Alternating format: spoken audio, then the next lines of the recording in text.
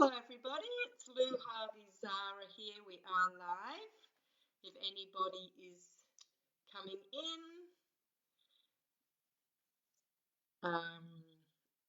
welcome to everybody. So I'm live. We'll just wait for people to start coming into the room. Yes, one person's here. We'll just wait for the eye. It is going to be recorded too. Welcome. It's been a very sunny day. Hope everybody's having a nice relax. 2 people are in the room. We're just saying hello, and 3 people in the room. We're just waiting for everybody to start coming in. And then we will begin our talk. If you've got a 7 to 12-year-old, you are in the right place. Please get a pen and pad, and I'm going to give you lots and lots of practical tips. So we'll just wait a little bit for some more people to come into the room.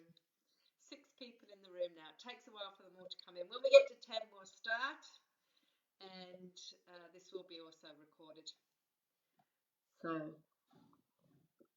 that is wonderful. And all right, well, we might start because we've got a few of you here. Welcome, everybody.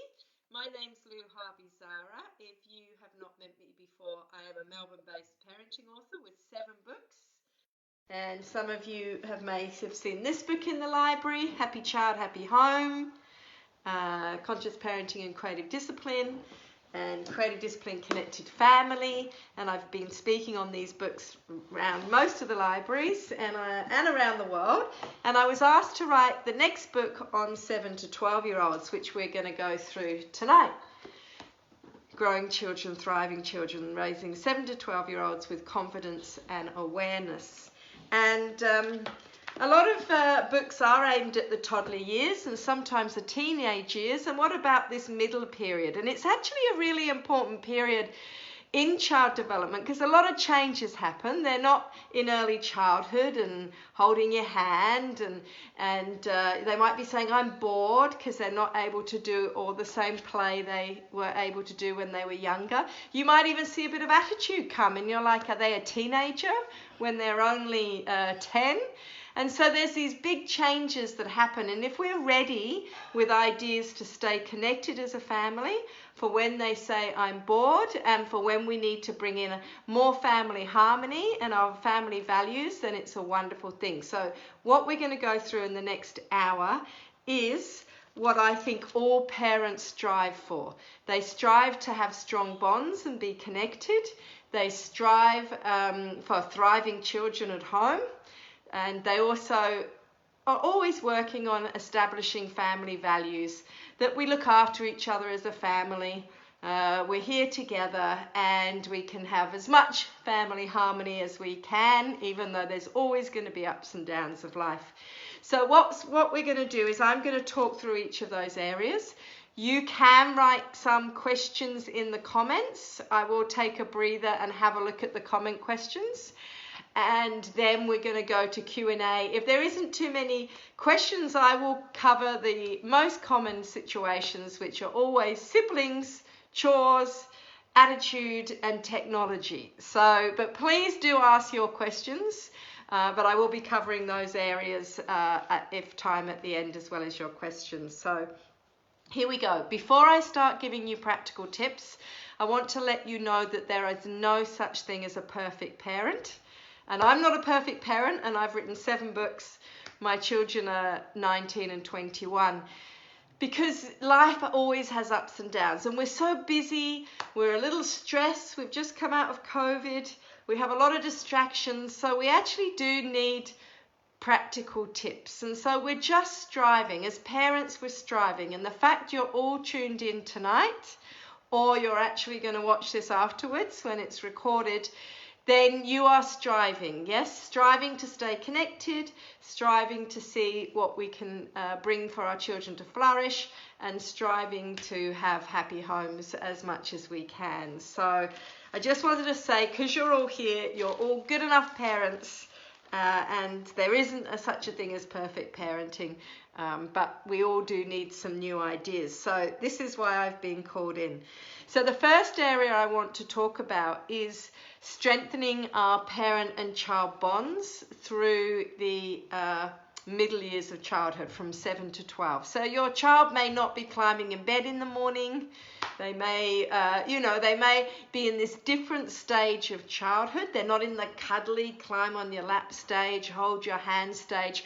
But what we have to remember is they are not in the teenage stage. And it's the teenage stage where they go and shut their door and you have to knock.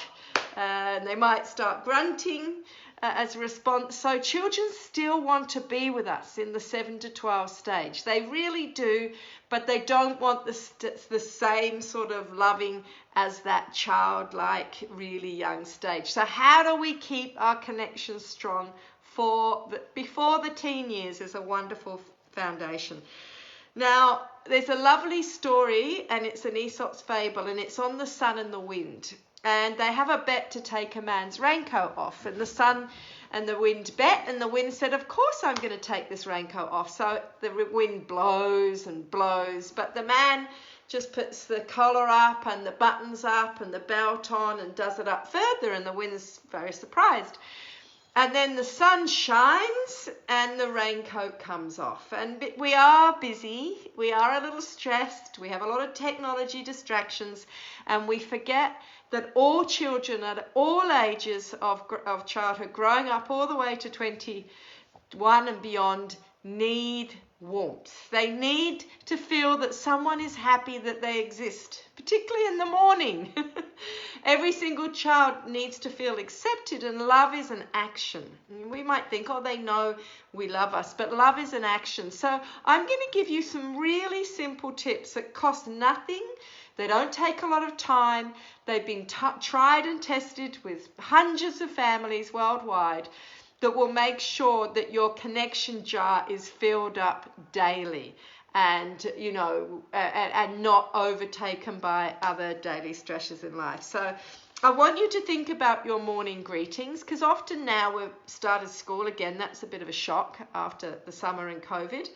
And we can start with a grumble. Instead of saying, good morning, my love, or a little hug or some sort of warmth, we start with, can we get ready, and we're going to be late, and everybody is very stressed. So children of this age still like loving warmth. Can you have some sort of word you can say to them? For my children, I used to joke, and I used to say, I only had one son and one daughter. So I would say, oh, my favourite son's up, or my favourite daughter's here, because it became a little bit of a joke that there was just one of each. And when they were a teen, they would say, you've only got one, stop saying that. But then if I got a birthday card or a Mother's Day card, it was always from your favourite daughter. And when I looked at my husband's phone, where my daughter had typed in her mobile details, her name was your favourite daughter. So I want you to just think about this sun, yeah? And I don't want to give you exact words to say, but I just want you to do a greeting that has a little bit of sun in it, yeah? And whatever that comes to you, whether you're just saying my love or good morning or you're up. Please, there's a little game I've been telling people about, and so many people have given me positive feedback on this game, and it is really good in the 7 to 12 years. And that is, at some point in the day, maybe at night time or whenever it feels right, if this feels right for you to do, you can say, I love you, and squeeze their hand 3 times. So you say, I love you. What ends up happening is you squeeze their hand 3 times, and they know exactly what you're saying. And this comes in very useful in the older teenage years when, even looking at them becomes a little too much. And parents have been telling me it's been amazing, because they've been doing this I love you so much with a big squeeze, or I love you forever. And do you know how children are actually coming up to them and spontaneously doing these 3 squeezes back, which they can't believe. And I remember hearing Jimmy Fallon, he's an American TV host, saying that his mum and him played this game growing up, and that she was in her last hours of life, and he went in to see her, and she had been in a coma for a while, but she came around enough to squeeze his hand 3 times, and he said it was one of the most moving moments he's had. So I had another mum say that the dad just couldn't verbalize I love you in the family. He was never told it as a person, a child growing up, and she would go in and do I love you, and then he would come in and just squeeze the 3 times, and the children knew what they were saying. So that little tip, it might sound simple, it might take you 3 seconds, but if you greet with a little 3 squeezes or go to bed with a little 3 squeezes when they know what it means, that is worth its weight in gold. That is connection time, presence, and we all need it, particularly in our busy lifestyles. So have a little think about that. We are really busy rushing out the door, so we do need to be organised, get lunch boxes ready, have shoes in a certain place, have keys on a hook. We still have to give children a bit of warning, like 5 minutes, 2 minutes. My one tip in the morning is actually get dressed before you eat. People look at me and they go, oh, really, Lou? And I say, try it. Because if they eat in their pajamas, start doing whatever they do for entertainment, it's really hard to then get motivated to get their clothes on and ready for school. And just simplify everything in the morning. They literally have to get dressed and eat. And then off we go. So what are other connection tips in the day? When you pick them up from school, have a little bit of or when they come in, often we're like, oh, I've got to do everything, I'm so busy, and everyone's grumpy again. So let's try and slow down a bit, and even 15, 20 minutes at this time of day can be a wonderful thing for ourselves and our children. Now, if you often say to a child, what did you do today? They just say nothing, all right? That's what happens in the car. They do a lot of things. But you can play a little game called the weather report, which is a little game where we kind of can talk about our emotions, but we talk about it through the weather. So on the way back from school, or when you've got a nice snack there, some chopped veggies and fruit and nuts or whatever you got as a little afternoon tea and a drink, you can touch base with the weather report. You could even do a little family jingle. Ding, ding, ding, ding, ding, weather report. But the thing is, if you say your weather, they're more likely to join in. So you can say, oh, what was my weather report from the day? It was really sunny. I had a lovely walk with the dog. Got a bit rainy because I was worried about whatever. Bit of thunder, if you got cross with someone somewhere in the day. And, you know, you can just share simply a little bit about your day. And they might say their day was sunny, or their day was a little cloudy because they found this hard. So, you know, have a little touch base. You can play that game on the way home in the car and see what they say. I know one dad said to me, I always say, how was your day? And they go, fine. And they say, well, tell me one fine thing about the day. Because sometimes we need a few little games that we play to get communication happening. Now, when you do walk in the door, I know you've got 100 things to do and get on with, but it is good to have that little bit of water and a bit of healthy snacks. And if you did have time and your children are 7, 8, 9, this is actually a good time to have a family, what I call chapter book. Now, most movies are classic books. They are brilliant books. Stuart Little, Charlie and the Chocolate Factory, you name them. And actually it's been scientifically proven that a human voice reading to someone slows down your pulse and slows down your heart rate. And even though children are becoming readers and reading, it's still nice to have someone read to you. And even if they are reading, you can read some and they can read some. So have a think about having a bit of an unwind. And in Growing Children, Thriving Children, I have all the fantastic books for 7-year-olds, 8-year-olds, 9-year-olds, 10-year-olds, 11-year-olds. And this is just them reading. This is us sharing, and they can read some. And if they are reading, but we read the story to them. I don't get sick very often, but when I did get sick, my daughter came to the end of the bed and said, where's your book? Shall I read to you? And I think she actually had known all the time how much better she felt when she was tired, when she could have a wonderful tale that goes on each day with the next part of the adventure unfolding. So think about that together. Now, my connection tip really is about the family dinner table. Now, again, we're losing the family dinner table. Children might be eating at one time, adults eating another time. They're eating on a little table, on the breakfast bench, not on the dining room table. But I cannot emphasize enough how important the family dinner table is for building your family tribe. And we really need to build our tribe in the middle years between 7 and 12. So we have our tribe before the teen years. Now, Harvard University has been studying the dinner table, and they've actually said, after studying it for 15 years, that, here we go, I've got it written here, Harvard University, 15 years of studying families chatting around the dinner table, not just eating together, but having some conversations. It links regular family meals with chatting with higher academic achievements, resilience, and self-esteem. Also, later on in life, lower rates of depression because we had a feeling that we belonged. We belonged in our tribe, which is our family. We have 3 fundamental human needs. They are shelter, they are food, and they are belonging. They're actually all happening at the dinner table, aren't they? Because we're sitting in our house, we're having our food, and we are there together as a family. Now, the Barefoot Investor also said that families that eat meals together and chat, they are more likely to get higher results than sending a child to a private school. And that's pretty profound too.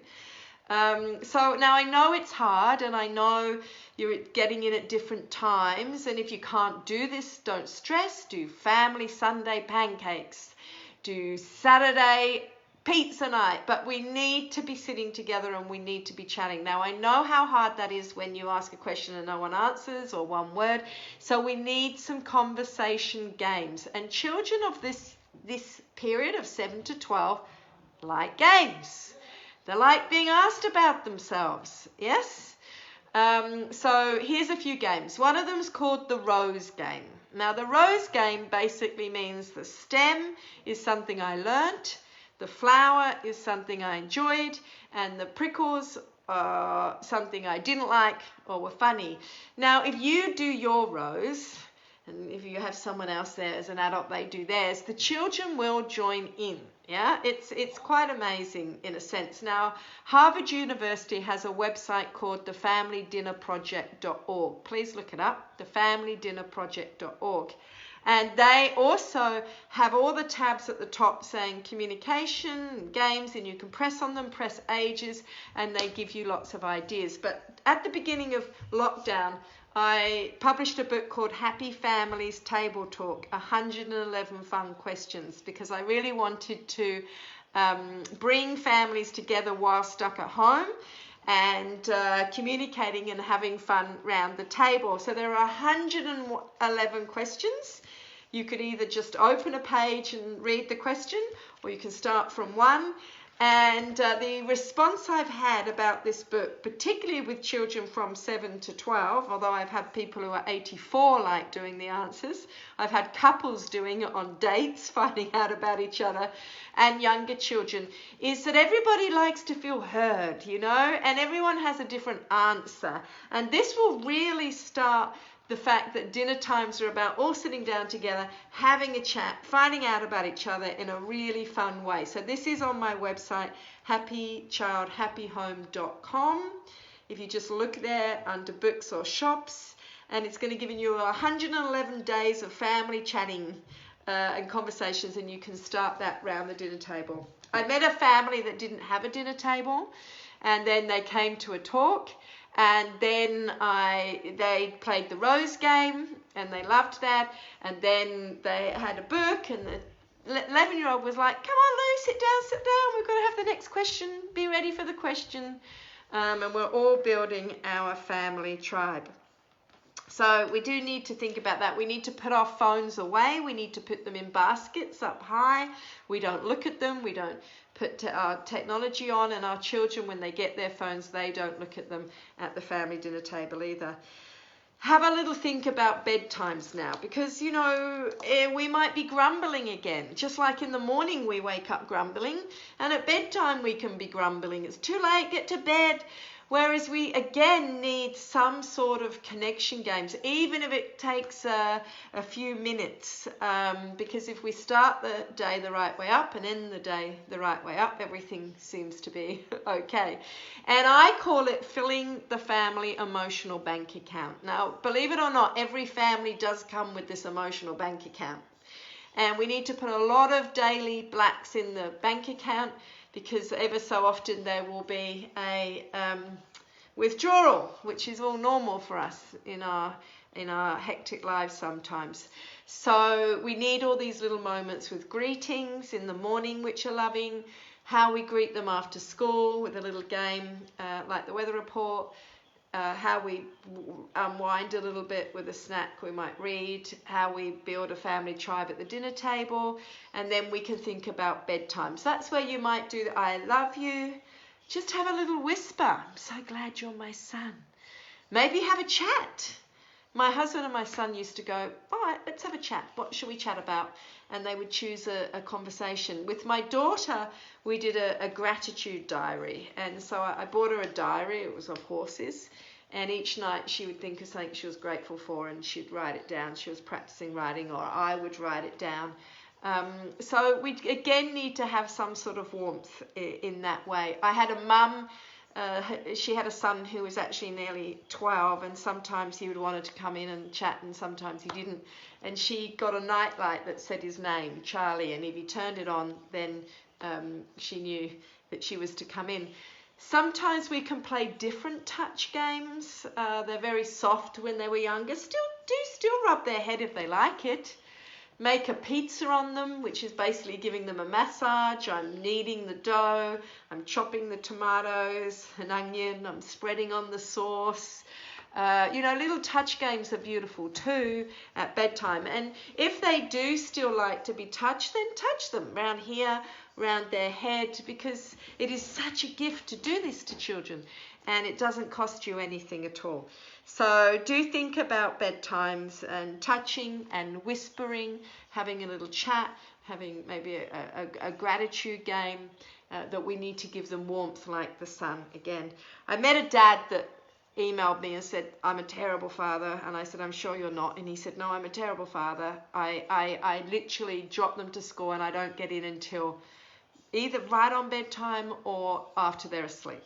And I said, okay, so you take your children to school? He said, yes. And I said, and have you got a basketball hoop in your driveway? And he said, I do actually, Lou, because the son was 10. And I said, oh, okay, so you're going to walk past that hoop before the car. So you're going to play 3 minutes of basketball with your son on the way to the car. 3 minutes, okay? But you're going to do it each day, and that will be enough. And it was enough, and it is enough, and I still know the family now. So sometimes we need to put these things into rhythms where they can rely on us happening.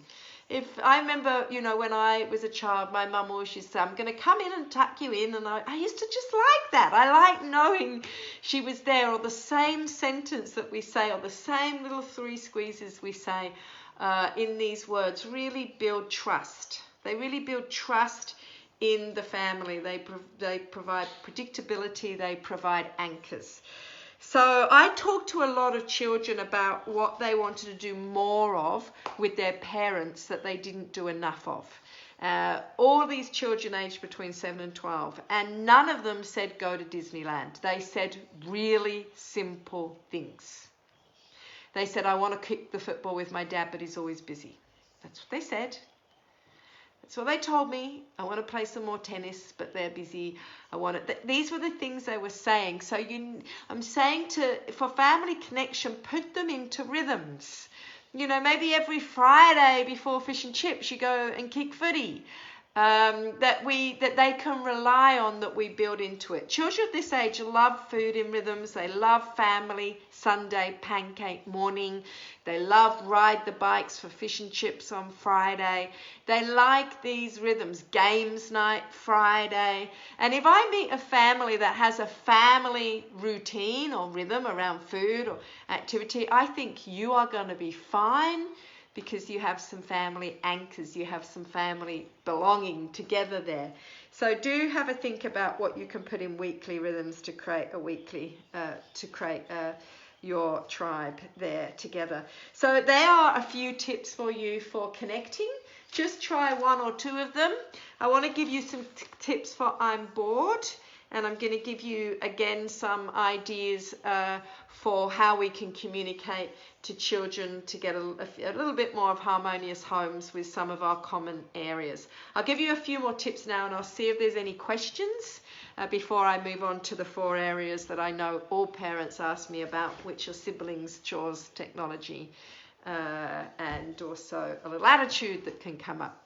So I'm bored. Children between 7 and 12 lose the capacity to imaginatively play.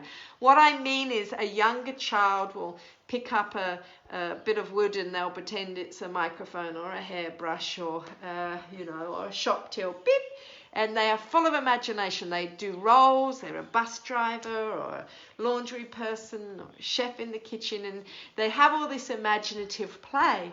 But they do lose this, actually, it's just around 9 or a little earlier. And you can often hear, I'm bored, I'm bored. And we don't want to plug them into technology all the time, because the secret is there's a lot they can do which develops what we call creative thinking, and they still want to be with us. So there's a lot that they can do near us in the kitchen while we're around, or we can share with them. So my tip here is to think. I'm going to tell you lots of things that 7 to 12-year-olds tell me they love doing. We must make sure we provide these things for children, so they're not saying I'm bored all the time and want to plug in all the time. And also we can write all these ideas on pieces of paper and cut them up and put them in a jar. And when they say I'm bored, they take a piece of paper out the jar and it says to them, do a puzzle, walk the dog, look up a new recipe, do origami, whatever your whole list is that they want to do. Now, children from 7 to 12 love moving their bodies, all right? So we really need to think about the movement games that children are going to have. And I see children, if they've got like a table tennis table, go online. You can actually buy this net that pulls out that you put on any table anywhere with some little bats, yeah? But it's really important that they move their body. But they want to move their body. So this is the age, and particularly 9 and after, that they want to kick a soccer ball over again, have a netball post, have a basketball post, have swing ball.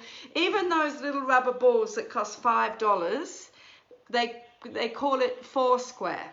So if you draw like a miniature little tennis court, just 4 squares, like a square and a cross in the middle, or even they play it with their hands, yeah?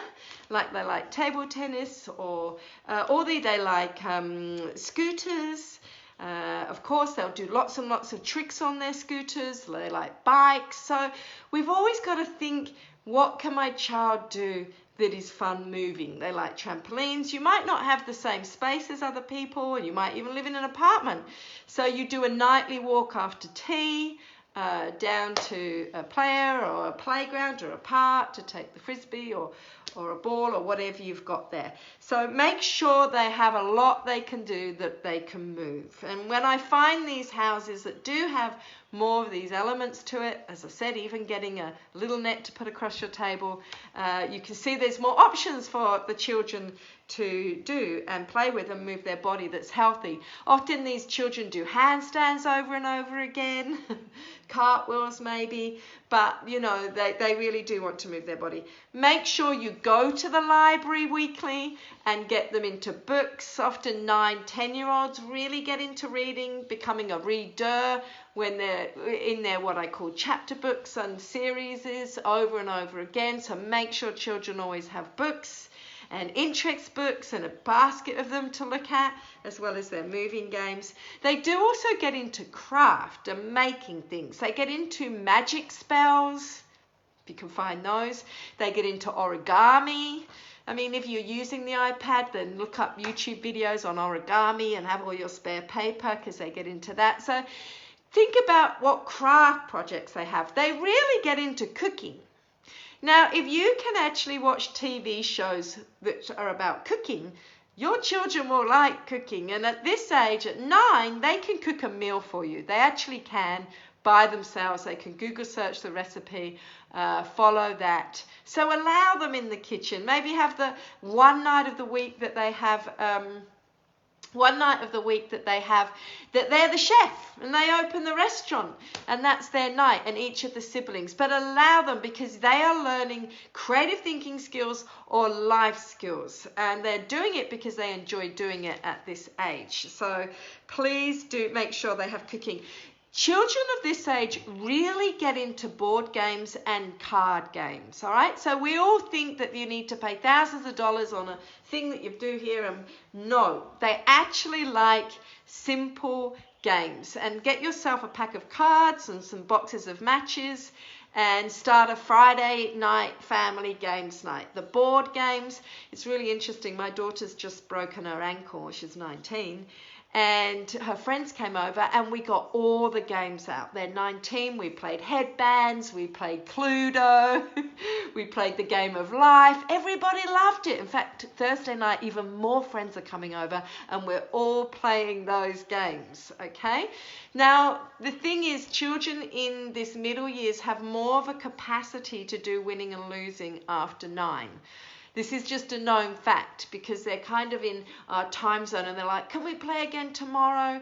And families that play together stay together. So Friday games is fantastic. So please go to the op shop and find yourself some games. Lots of them. Maybe a family puzzle that you leave out, and after dinner everyone does a little bit of it. This is going to make your tribe too. Children tell me, and I'm sorry if you don't have a dog or any animals, but children this age really get into pets. So if you're thinking of a guinea pig, if you're thinking about a dog, this is a good time. I meet these children and they tell me these stories about their pets like they're their friends. I had this boy that said he is teaching his fish to jump, and he moves his finger around the bowl and then jumps it up. And he had a pet rat. He said he was teaching it to fetch, but it just ate the food. And also I had a girl that said she plays hide and seek with her dog, and she hides and then says, come on, and the dog finds her. So, you know, they do find joy in walking dog. I had one son. He had younger children, but he said he loved walking the dog with his dad every night after tea. Just the two of them used to go, and they used to chat just randomly, just choose a conversation and chat about it. And he really liked that time of day. So we've got to remember all these things that children really like to do, and we need to make sure they're there. On Christmas and birthday, have they got something to read? Have they got a game to play? Have they got a movement game to play? Is there a craft kit in there, whether it's making soap or loads of different styles of paper aeroplanes or whatever it is? And make sure they have all these in their lives, and they're not going to say, I'm bored, to plug in more. And the secret is, we can do this with our children. We can cook. We could do a craft project together. We can go for a walk. We can go on a good family bike ride, put those in rhythms, and we can connect together at the same time. They do like building and creating, whether it's Lego, whether it's Meccano. I had one girl, the mother and the daughter always watch this fashion design show, whatever it is, where loads of fashion designers make something each week, because she left loads of material out and the daughter started, you know, cutting things up and making things with it. That's why we watch cooking shows together. And as I said, put them in a jar, all the ideas of every single thing they could possibly do, and then you can pick one out if they're bored, and the jar will tell them what to do. We do need to balance technology. I don't give a talk without someone following me out to my car, seriously worried because they feel lonely, because all the children are in their rooms playing and no one's talking to each other or coming out, or They're finding hard to put any limits on it. So we do need to show them by limiting our own technology, not having and looking at it at the dinner table, putting it up high at times of family life, bedtime, showing them, you know, how we have that control over it. It is great and it's a brilliant tool, but there's times we're just going to be with real people and put that into precedence, yeah? We can use technology in a really savvy, smart way because we can download games on the iPad, as in Pictionary, as in Hangman, as in games that we can play like a board game. So you feel like you're on it, but you're actually playing a family game. We can YouTube craft to make loads of things, and drawing apps to learn how to draw things. We can use it for recipes. We can make family videos. We can make photo books and albums. So we can really make it as a tool, not just feeling like it's going to be a really, really addictive game. And we do need to make sure that we put limits around it, and our family limits, whatever they are, and educate them that it really is good for our brain and for our eyes to look around a long distance and light up, and then we can have our jar with a light bulb on. And if we've got all these other things happening in our house, they're not going to say I'm bored, because there's a lot for them to do.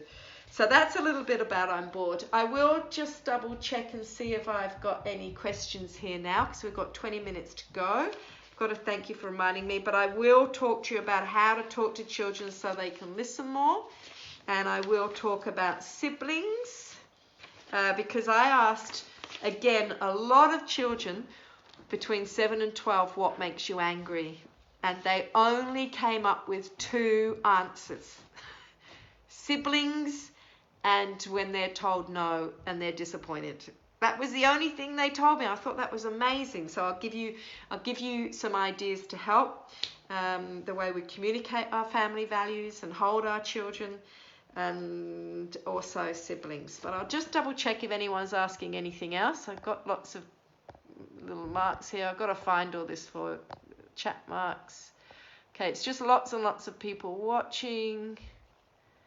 Not so, it's okay. I think I've just got, thank you for reminding me, we have the table tennis set as you described, it's great, but haven't used it since lockdown, of course. And have table tennis Friday nights. You will become a family tribe by doing that. Okay, make sure you put things into rhythm. So don't think I've got any questions just yet, so I'll go on with my topics that I know everybody's asking about. But do pop a question in there if you have, and if Barbara sees any more she can tell me, but that's all I can see. So children between 7 and 12 are a little different. They're getting more cognitive thinking here, yes?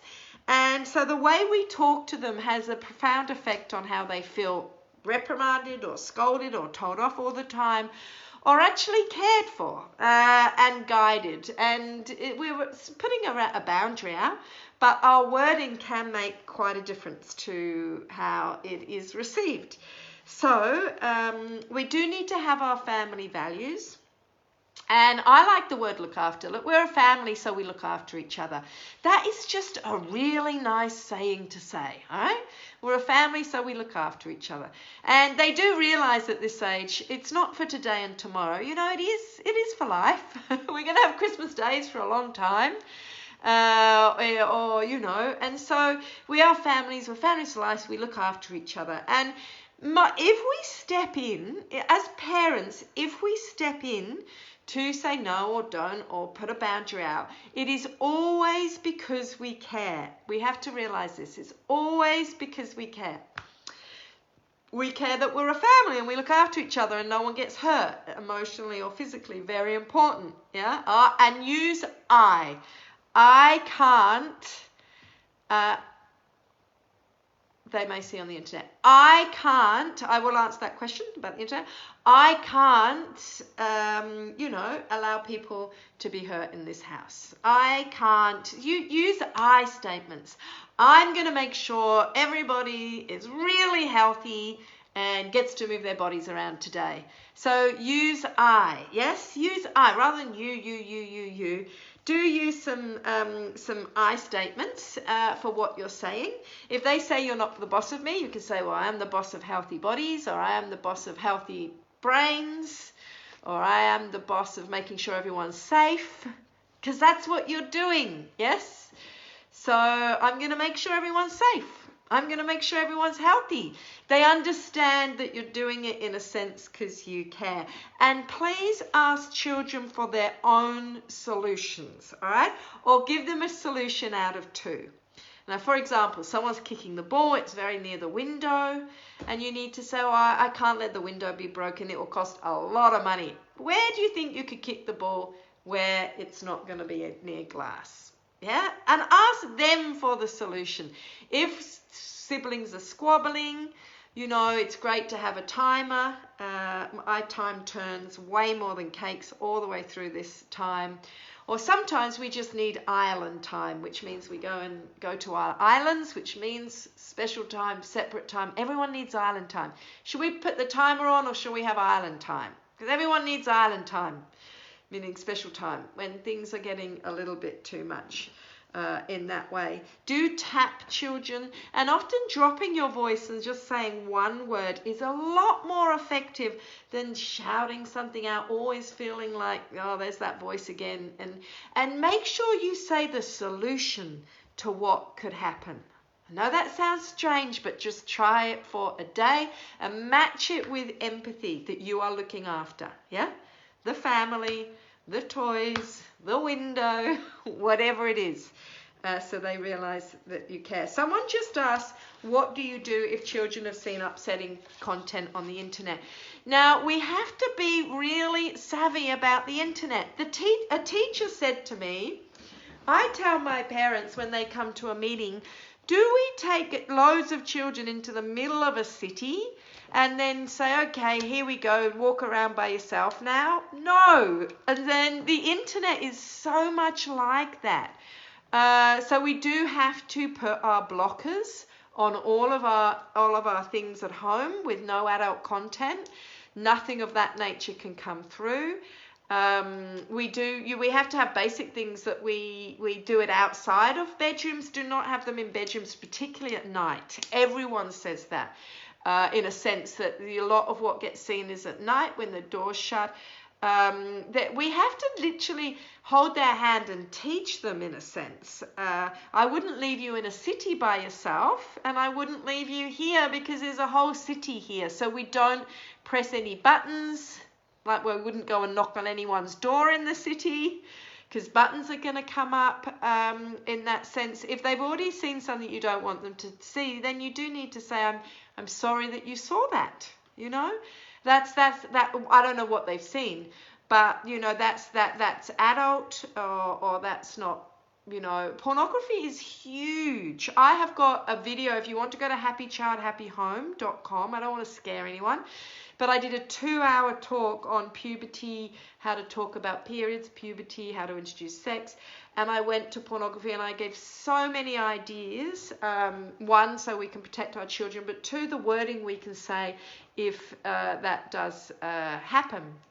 But I think if we understand and we tell them we're not going to take you to the middle of the city and leave you there, and there is a city, in fact, on this device, and so there are general rules that we have and everyone has and everybody in the world is told about, you know.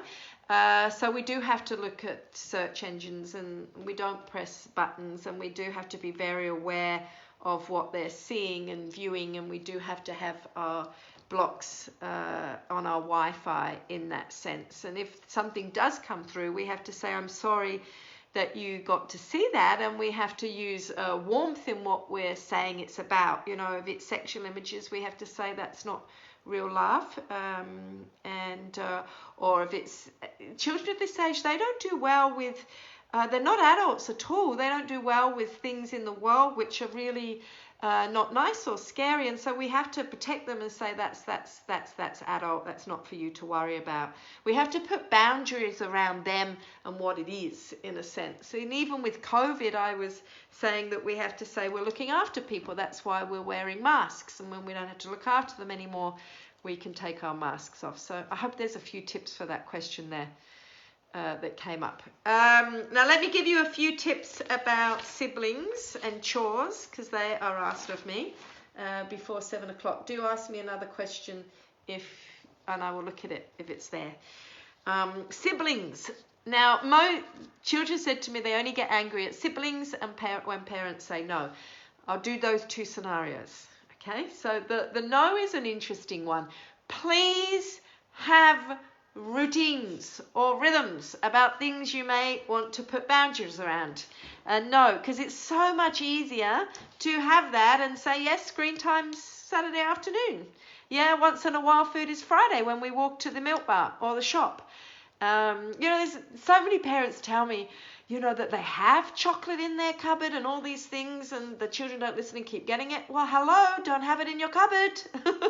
Walk to the supermarket or the milk bar or have it for once in a while food Friday. So it's a lot easier than always saying no to children if it's commonly over things like technology or food or whatever, to put it in a rhythm that they know is predictable when it's happening and use the value that you care around explaining it to them, e.g. racing cars have super fuel and we have superfood and we have food that isn't really food, which is just once in a while food, really, because it tastes really good, but it's not superfood for our bodies or lighting up our brains. So they understand it's because we care. Often when we say no to children, it's because we don't have time or it's not meeting our family values to why we don't want it. But we can easily say, yes, let's do that on Wednesday. Yes, let's play that game after dinner. Yes, let's play it after I've washed up. Set it all up, then I'll be nice and ready to sit down. We can always say when it's going to happen. But our whole life we go around going, no, no, no, no, no, and they get really frustrated. So if it's a timing thing, just let them know when it can happen. If it's because it's not really sitting with our values, then we can let them know the rhythm that it's going to have in, it's going to happen in, because we're looking after their brain or their bodies. And ask them for solutions. Ask them what they think will be a good thing. Let's do some sibling tips. Having siblings is a really good opportunity to work on a lot of things that we'll need later on in life. So most siblings squabble, all right? And they do. They're in tight spaces together.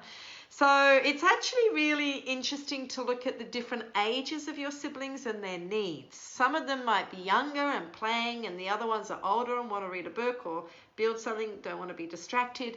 So it's really okay to say, thank you, I'll ask that question. It's really okay to say to older ones, come and find me and I'll get the younger one over here and set them up and you can get on in your bedroom or on your island. Do have island time, which can just be in their bedrooms or parts of the house where they can live on their own island. Someone said, how can we help siblings not grow apart as they grow up? Now, siblings do grow apart, but it doesn't mean they don't love and support each other. But what happens is when they're younger, they play a lot together because they're in imaginative play. In the middle years, particularly if they're different sexes too, they can kind of, grow apart a bit because they get their own friends. They get their own best friends, from school, from their classes, and they want to see each other out of classes and as teenagers. So we can't kind of force them to be best friends, but we can create an energy of family power, family hugs, family time. We can say sibling power. We can go sibling power. We can tell them, friends come and go, but siblings are for life, because it's true. For your birthdays, they're going to say happy birthday for the next 50 years, or Christmas, we'll always try and be together, or if you have a baby, you may or may not have a child, but if you do, there'll be an uncle or an auntie, so you can paint a picture that siblings are special, and you can say things like sibling power, they have a business together, that's great. You can make sure you have these activities I'm talking about where it takes two of them to do it. Yes, if you're not sitting there isolated on one game playing a machine, but you got two people holding bats to play something together, a goalie and a person kicking. Wii's a good thing because you can play sport and stand up and be with each other. Then they're all going to be together. You're going to play family games night together. You're going to do that together. So those things will help with that question too. Now, I did want to just say to you that siblings really want things to be fair. If they're arguing because of taking turns, It's really good to have a few games. My games were heads or tails, what's behind the back, you know, when you hold an object behind, to see who's going to go first. Magic finger, which is they run around the room and freeze, and then you say, closest to my magic finger, open your eyes. And then I would time turns. I used to do it on my oven timer, now you can do it on your phone. Always fairly. I'm going to make it fair. Should we time turns or should we put it away if they're arguing over something? Because when you do this a lot, they end up writing schedules out. They end up making sure everything's fair. Yes. If you have got sibling altercations, do look at when it's happening. What time of day is it? Sometimes when it's they're hangry. Sometimes they're bored and they just annoy each other just for something to do. Sometimes it's because of turn taking. So you've got to see what it is. So if it is boredom, the jar and all the activities will help. If it's hangry, coming in and stopping altogether, having a story, eating will help. But I do often say to one sibling, just breathe, it will pass if they're getting really angry, because it will. And then I get siblings to face each other. Not if they're all really, really worked up. Sometimes you need some island time before they face each other. And I get them to tell each other. One of them will say, I didn't like it when you, whatever they did, it made me feel. And the other sibling will say, oh, but I was asking before that. And you hear both sides of the story. If one of them just comes to you and you tell the other one off and the other one kind of smirks. So it's very interesting when things have calmed down if they face each other and just say. And you can see if it's generally one-sided and one sibling has upset the other. And in my house, we always made amends. If you make amends, it's a clean slate. And everybody kind of wants wholeness at this point. And making amends isn't just sorry, because that's really easy to say out the corner of your mouth and not really mean it. But making amends, everyone brainstormed what that could be. Share a toy, get a book, draw a picture, give a hug, get a glass of water. And the kind act just made it a clean slate. Let's walk over the line and start again. Otherwise, you can kind of work out what if there's a solution when you've heard both sides, or you might need island time. That's a few things with siblings. Some parents use a bit of humour. They say, whatever we do, let's not get along today. Let's not get along. I don't want any family peace today at all. Let's not get along. And they're like, look at you. I had one parent that used to chase them around with a bit of lavender on their finger. Going to give you some peace. But anyway, that's a couple of tips for siblings. We are almost at the end of the time here. I have always, let me see, I think I've answered all the questions. People often ask me about chores between 7 and 12. And what I need to tell you is that if your child is 7, 8, or even 9, they play chores, okay? They're not going to do chores by themselves. They're still playing. So if you have younger children, use something playful, you know, have a chef's assistant, lay the restaurant table, good one with the lavender, yeah, chase them around with lavender. Lay the table. If you, after dinner, if you all take your plates to feed the dishwasher dirty plates, they just get so used to these routines of taking their plate to the dishwasher. If at night time you take off your clothes and if they're dirty, you feed the laundry basket. So you can be playful and you can use very playful language. And please do allow them to be a chef's assistant in the kitchen, of course, because they'll help. Open the restaurant up for dinner. Make sure the table is laid and they'll play it. Now, from 9, 10, 11, you can see when they come out of play. All the children I asked in my book between 9 and 12 did have chores. They had some sort of chore, which is good. But we have to make sure the timing of the chore is right and where they're doing the chore is right. Because children they don't want everybody to leave the dining room table and they go to the kitchen all by themselves and stack a dishwasher. Doesn't work, yes? I had one parent that did the dishwasher in the morning and they were so stressed because the children hadn't even got dressed, eaten, found their things for the day, and then they had the dishwasher on top and it was a nightmare. She said the whole morning was just nag, nag, nag, nag, nag. So think about what you might want to do as chores. I used to have a joke, and I used to put my hands up and I'd say, last time I counted, I think I only had 2 hands, not 10. And I'd say, is there 10 many hands? As a joke that I just don't have enough hands to get everything done. But if you do decide, there's 2 ideas that I find work quite well for building a family tribe and doing chores. And that is having the chef of the day roster, where you give each of your siblings a day of the week that they are the chef in the kitchen, and what they do is lay the table, help to cook, help to clean, everyone thanks them. And when they get older, they can choose their meal. I had one parent with teens that they had a $20 budget and they had to Google search their meal, get the ingredients. If there was any money left over, they got to keep it. Make sure they don't do pasta and cheese. But you can have a chef of the day. I had a parent with 4 children, and each one of them was the chef of the day, whether they were Mondays or Tuesdays, and they lay the table, helped to cook, did the meal, and everyone thanked them. Have a family cleaning hour. This is a very good idea, right? So on Saturday afternoon or wherever you want to do it, there's an hour where everybody cleans at the same time.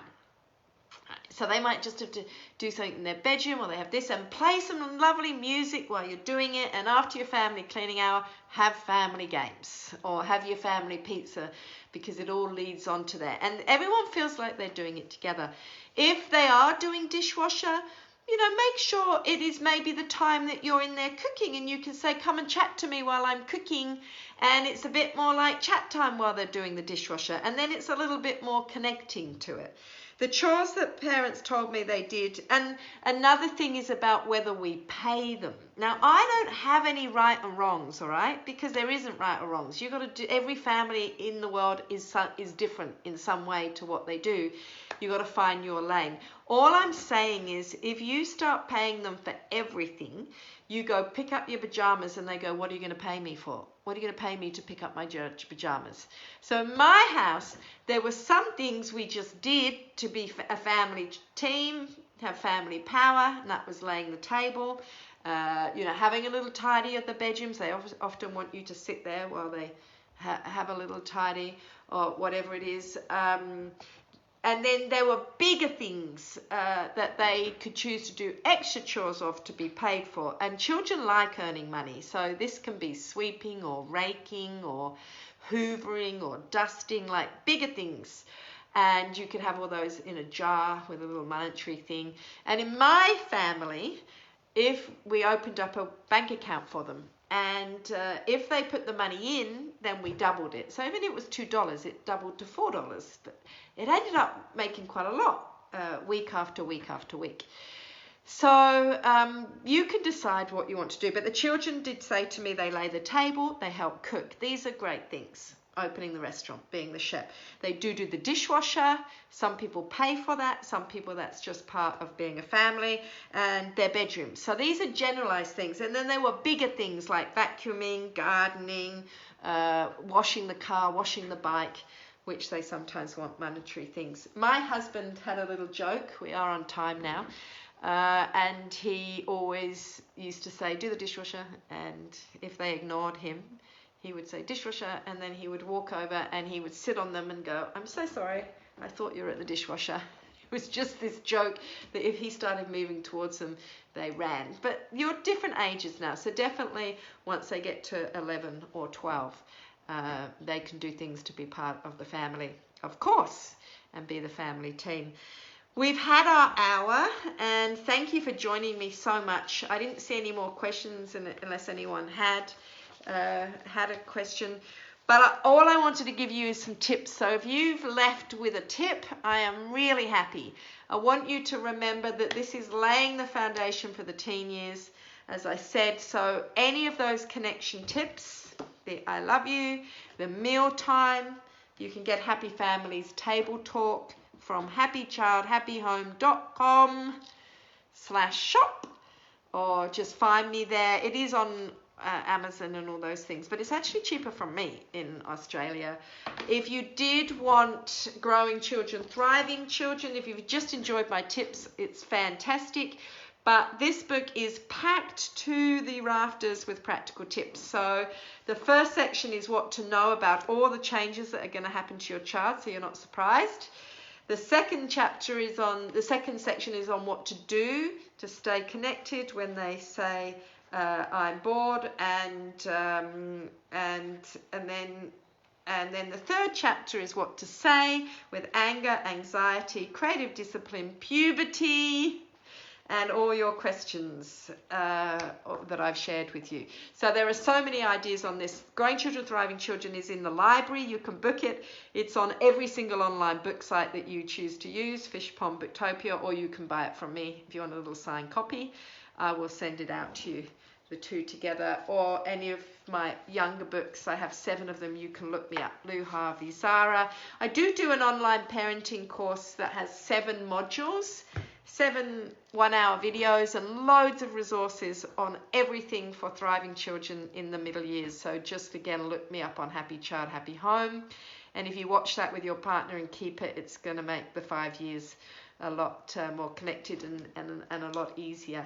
So thank you so much for watching, and thank you all the people that have been saying great ideas. This will be a video, and you can come back to it and tell other parents about it. There will be a recording, so come back and watch others. But as much as the little tips that I can give you, the recording, we will let you know. I imagine the recording is just going to be here on the Facebook page. If you want to sign up to my newsletter, please do go to happychildhappyhome.com. There's a bar there that says newsletter. It's free. Every month I will be like this and send you tips. I had get ready for school tips. And it really, I will tell you if I've got workshops happening, because I often do run a 3-hour workshop, and you can see me one-on-one consultation. Now, if you really had some tricky times, you write a whole diary for me, and you write all the things that are bothering you, and I read it and I write all over it and get all my brain happening with ideas for you, and then we meet by Zoom for an hour, and I help you with everything that's going on. It's $95 for the hour, but I have written all my notes and I'm totally ready for you, so you don't need another session after that usually. So do know I'm there. But if you do go to happychildhappyhome.com, sign up to my newsletter. In the next newsletter, I'll put the link for this video. And if I've done a podcast or anything, I put the link there. So there's a lot of free things happening there. But in all I can do in an hour, I hope that you've all got a tip to take away, to connect, for I'm bored, for the common areas of siblings and how to talk to children, technology and chores. And I wish you a beautiful evening. Do come and see me again. Social media for me is Happy Child, Happy Home. Happy Child, Happy Home, Facebook and Instagram. I do lives, I do videos. I do try and help out as much as I can for parenting tips in the middle years too. So thank you so much for watching.